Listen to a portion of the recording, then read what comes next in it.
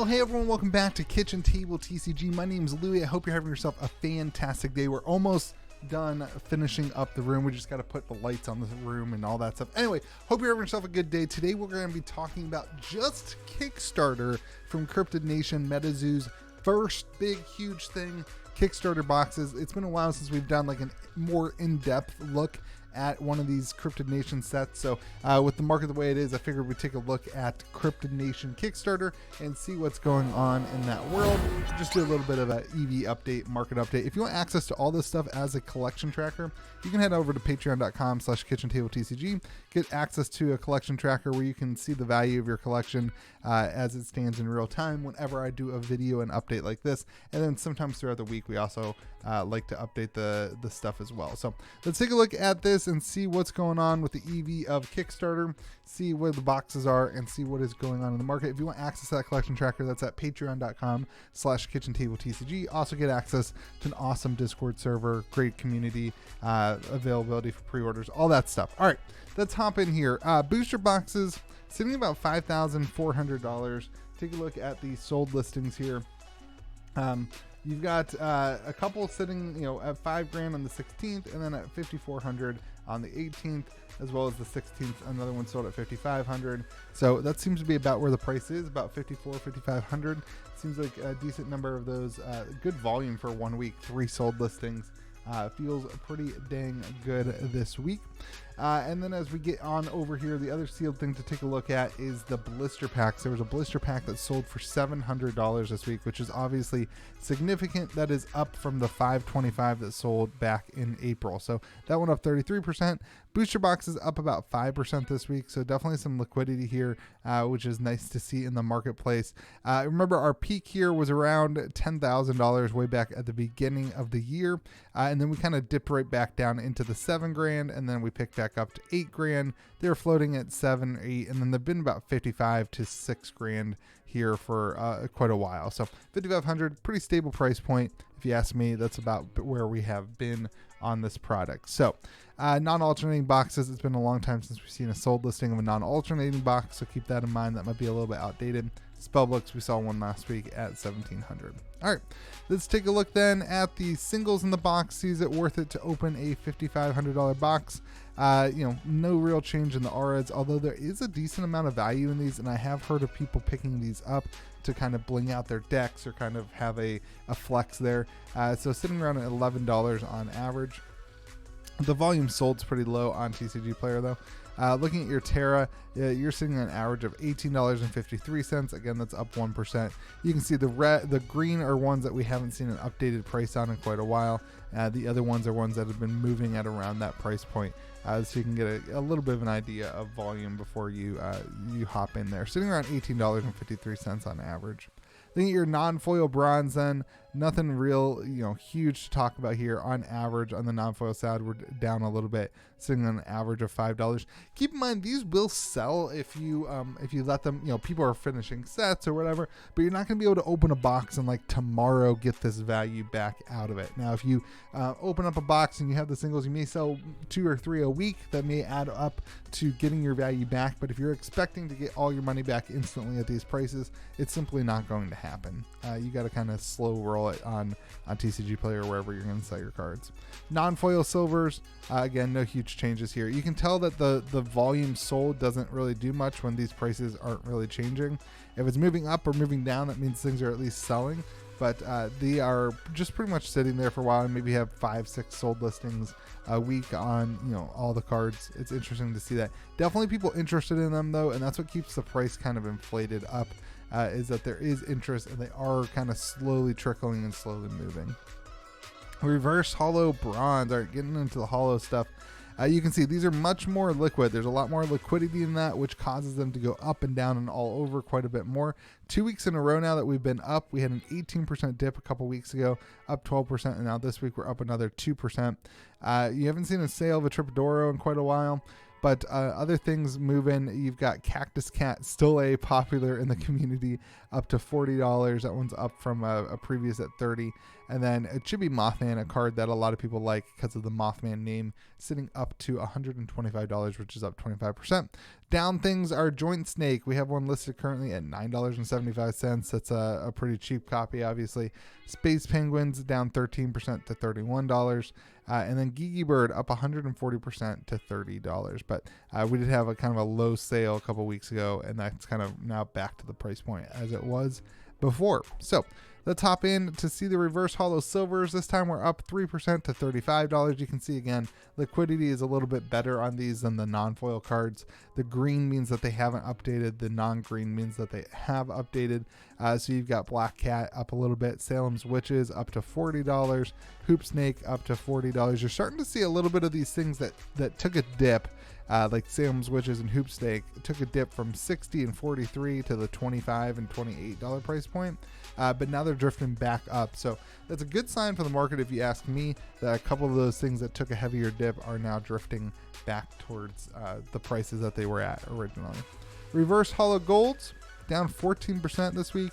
Average price point of $78.99. This is off last week. We were up 5%. The week before we were down. The week before that we were down. The week before that we were up 18%. So lots of movement, a lot of things up and down on these things. It's definitely interesting to watch this stuff and just see it grow. We did have a Mothman sale, which is down 29%. If you take a look at eBay, reverse holo Mothman sold for $570, which is down considerably. You had a PSA 9 sell a couple of days before that at $605, so it's kind of giving credence to that price point too. So that price point sitting about $570. Your Bigfoot, haven't seen a sold listing for a while at $162. Hodag also down 27%. Now, first edition Cryptid Nation had a buyout on Hodag this past week. So it's interesting to see that. We'll see if that picks up into Kickstarter or not over the next couple weeks. But Hodag down to $51, down from the last sold at $70. Your Loveland Frogman also down a little bit, down to $110 off of another sale that was also down. It wasn't down the week before, but Loveland Frogman sitting at $110. Sorry, this is that's the full holo version. We'll get there in a second. Anyway, Loveland Frogman down 21%. Slide Rock Boulder also down, but Piazza Bird, a fan favorite, Kitchen Table TCG up 39% to $85. So that's cool to see for me. I don't have a ton of them, but I like Piazza Bird. I like the pizza. Anyway, Chaos Crystal down 34% at $120. That's down from previous at $182. You've got Black Hole Shard down 30% to $45. So a lot of softness in these. Definitely, down this week 14%, an average price around $79.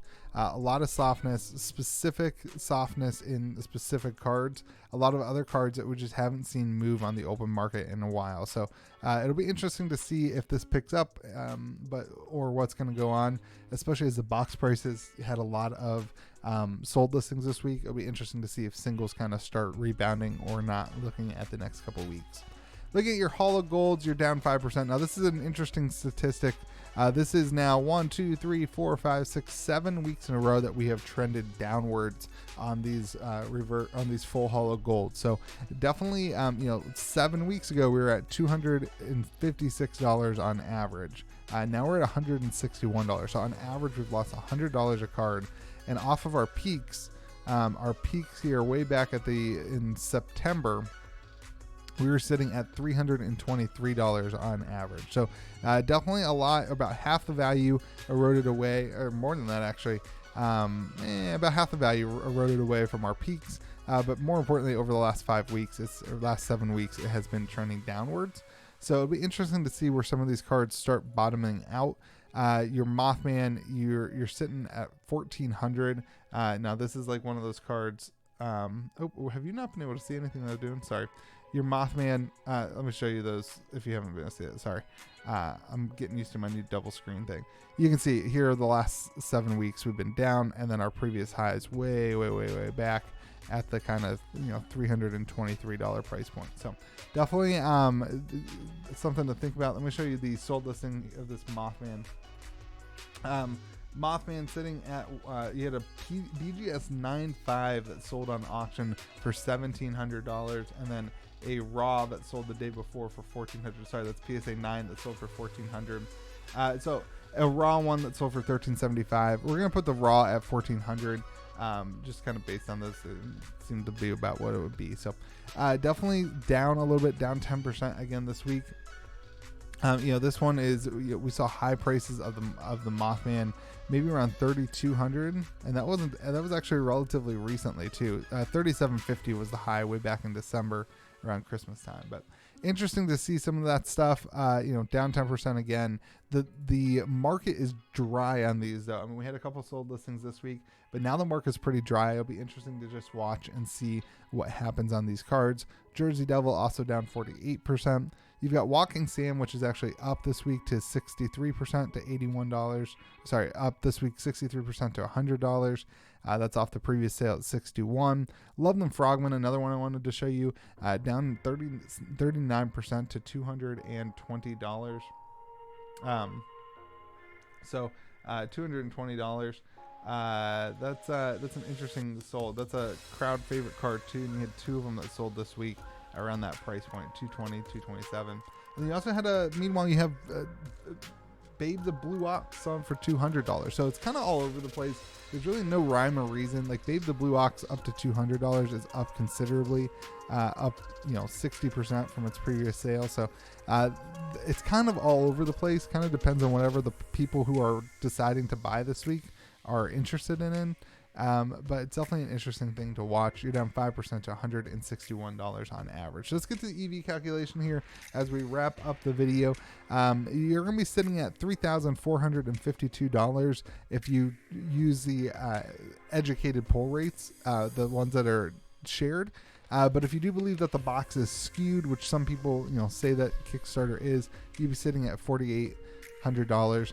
If you're going to be able to sell the non-foil cards and you don't want to skew the box, you're sitting at just over $5,700. So definitely some interesting stuff to look at. A lot of your value is in the holo golds, but that's also a lot of your losses. And so if you take a look at the EV chart as we go through this, you can see we've had a lot of downticks on the average price point. A lot of downticks. It's interesting to see that. Definitely something to watch. If you are interested in buying, it's definitely something to watch and try to time it and figure out when the best time to buy in is. If you are interested in selling, it's definitely something to consider, that the volatility of the market and right now the amount of auctions that are ending low. That Mothman, that 9.5 Mothman that sold for $1,700, that was an auction. So the eyeballs that are willing to spend money just aren't there right now. So you might want to take that into consideration if you're also looking to sell. But that is your Kickstarter market update. Keep in mind, if you want access to all this data as a collection tracker, as well as the first edition, second edition, Nightfall and Wilderness and UFO when it comes out, you can head over to patreon.com/KitchenTableTCG.